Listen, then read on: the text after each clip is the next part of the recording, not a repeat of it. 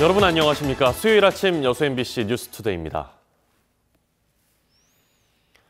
내년 총선을 앞두고 어제부터 예비 후보자 등록이 시작됐습니다. 공정선거를 위해 선거 당국의 발걸음도 빨라졌는데요. 하지만 선거구 획정이 지연되면서 혼란을 부추길 수 있다는 지적이 나오고 있습니다. 첫 소식 김종수 기자입니다. 내년 4월 15일 국회의원 선거를 앞두고 예비 후보자 등록이 시작됐습니다. 사천타천으로 거론되던 입지자들의 등록이 끝나면 선거운동의 신호탄 격인 치열한 대민 접촉이 예상됩니다. 특히 예비 후보자 등록 제도의 특성상 정치 신인들의 이름 알리기는 물론 중진들의 제도약도 관심을 모으고 있습니다. 공정선거를 치르기 위한 선거 당국의 움직임도 빨라졌습니다. 선거운동이 제한적이다 보니 이를 인지하지 못해 위법 행위가 발생할 수 있기 때문입니다. 최근 치러진 두 차례의 선거에서도 고발과 수사 의뢰 등 조치 건수가 증가해 적극적인 단속 활동이 요구되고 있습니다.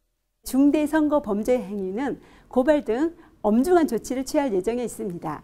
그리고 이러한 행위를 발견하신 즉시 전국 어디서나 1390으로 전화 주시기 바랍니다.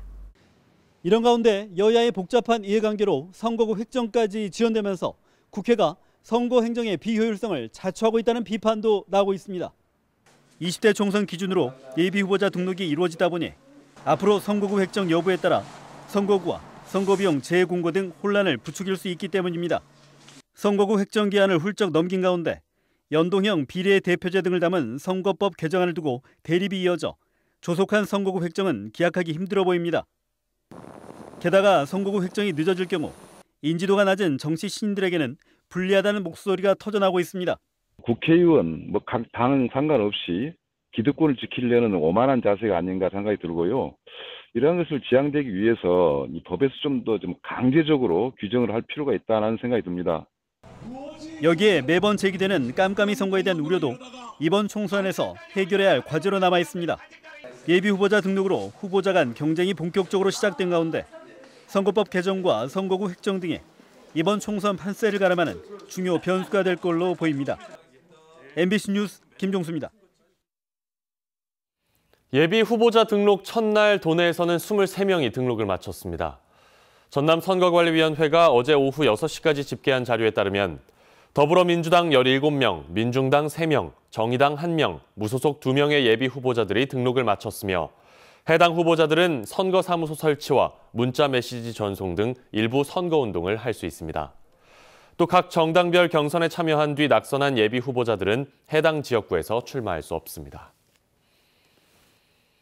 총선에 앞서 당장 다음 달에는 이른바 농민 대통령을 뽑는 농협중앙회장 선거가 치러집니다.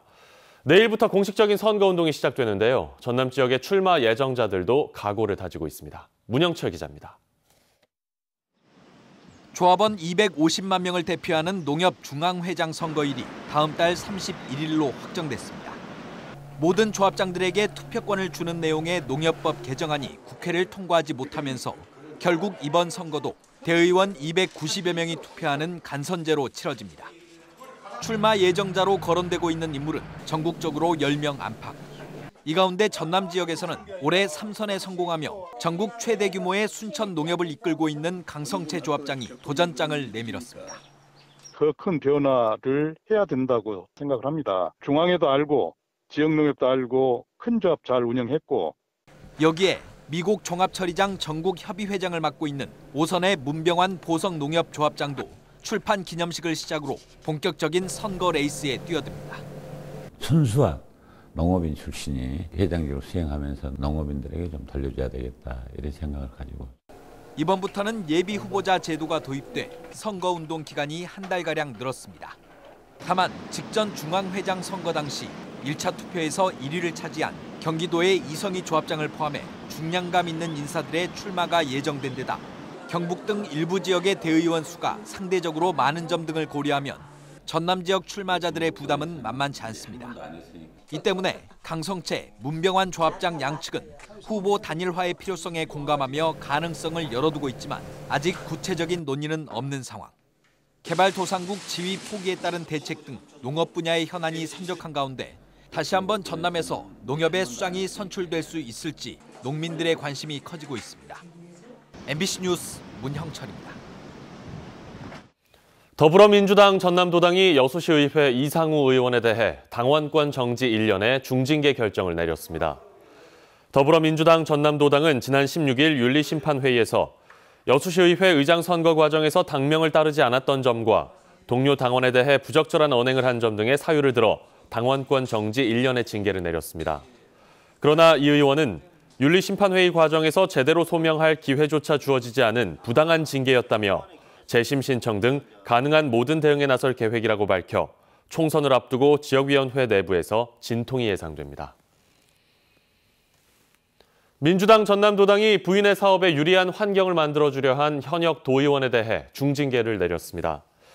더불어민주당 전남도당은 어제 전남도의회의 2020년 예산안 심의 과정에서 민간 어린이집 운영 예산을 36억 6천여만 원으로 당초보다 2배가량 증액하려 했던 전남도의회 한근석 의원에 대해 당원 자격정지 1개월의 징계를 내리고 이를 도운 오하근 의원도 엄중 경고했습니다. 민주당은 한 의원이 부인이 어린이집을 운영하고 있다는 사실을 보건복지위에 신고하지 않았을 뿐 아니라 의원 행동 강령의 이해 충돌 회피 의무도 위반했다고 설명했습니다. 전남도가 미세먼지 저감을 위해 이모빌리티 산업을 확대합니다. 전라남도는 오는 2023년까지 4,771억 원을 들여 현재 2,500대 수준인 전기자동차의 보급 대수를 3만 대까지 확대하고 충전소도 6,500대 규모로 보급해 미세먼지 저감 등 대기 환경 개선에 적극 나서기로 했습니다.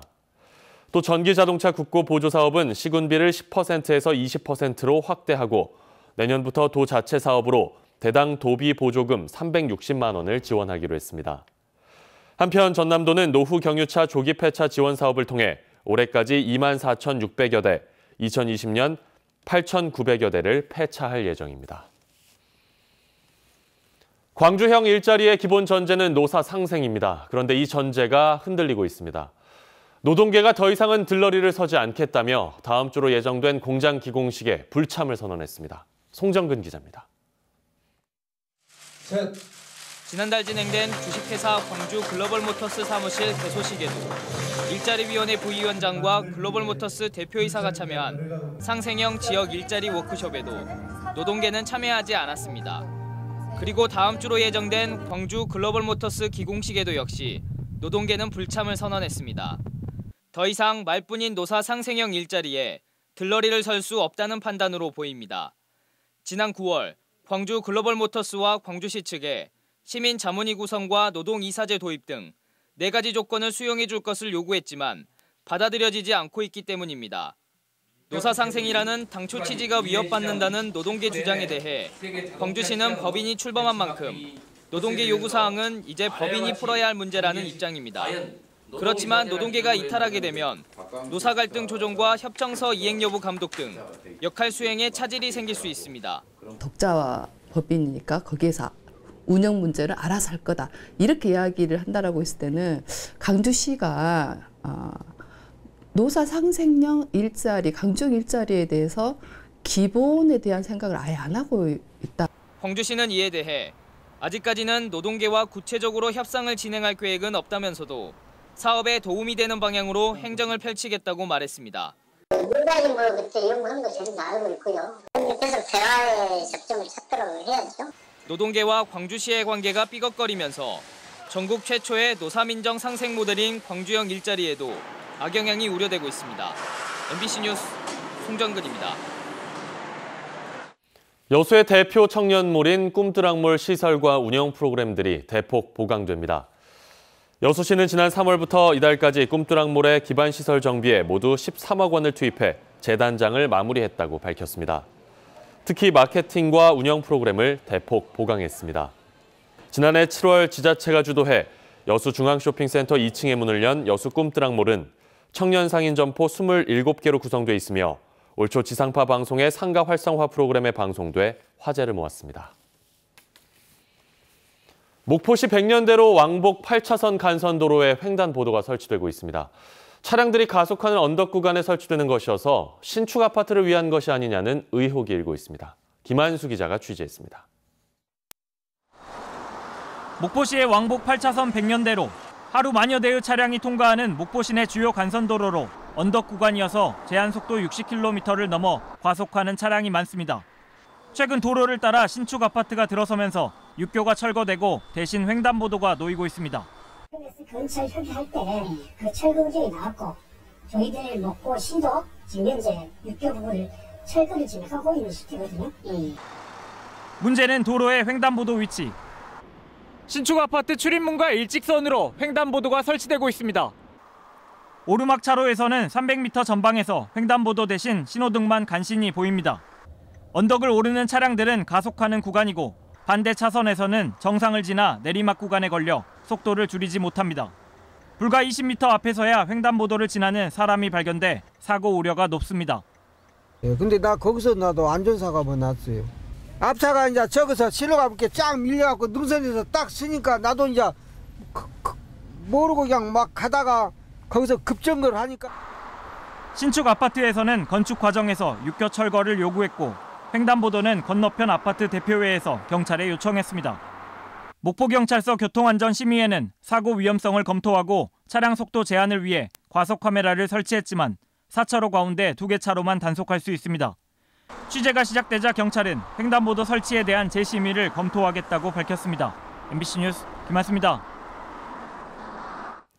검찰이 고흥 수변 노을공원 조성 사업 당시 특정 건설사와 개발업자에게 특혜를 준 혐의로 송치된 공무원들에게 징역형을 구형했습니다. 광주지검 순천지청은 개발업체에게 이득을 주며 국고에 3억 원 상당의 손실을 끼친 혐의로 전 고흥군청 간부 공무원 59살 A씨에게 징역 5년을, A씨와 공무원 혐의로 전 고흥군청 공무원 48살 B씨와 41살 C씨에게는 각각 징역 2년을 구형했습니다.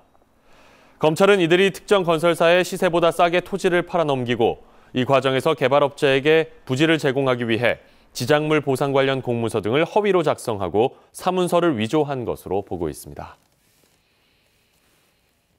여수 광양항에 대한 미세먼지 규제가 내년부터 한층 강화됩니다. 해양수산부는 항만 대기질 개선 특별법 시행령 개정안이 어제 국무회의를 통과해 내년 1월부터 시행한다고 밝혔습니다.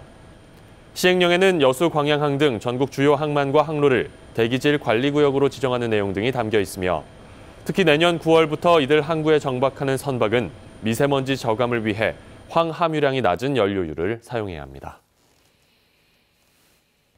다음 달부터 여수 지역에서 나오는 공사장의 대형 폐기물들은 사전 신고와 검사 절차를 거쳐야 매립할 수 있게 됩니다. 여수시는 올해 폐기물 관리에 관한 조례가 개정돼 내년부터 시행됨에 따라 앞으로 공사장 생활 폐기물은 사전 신청을 받아 가능 여부를 확인한 뒤 매립장에 반입하기로 했습니다.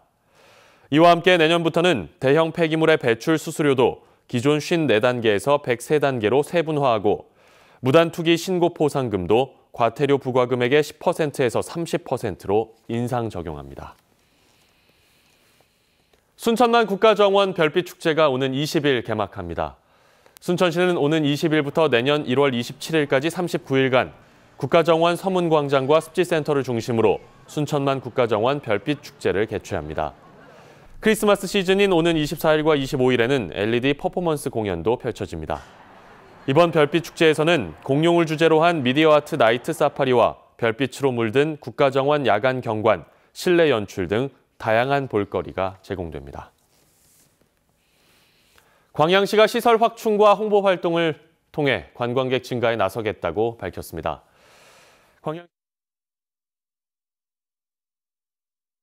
간 자리에 차가운 공기가 내려앉았기 때문인데요.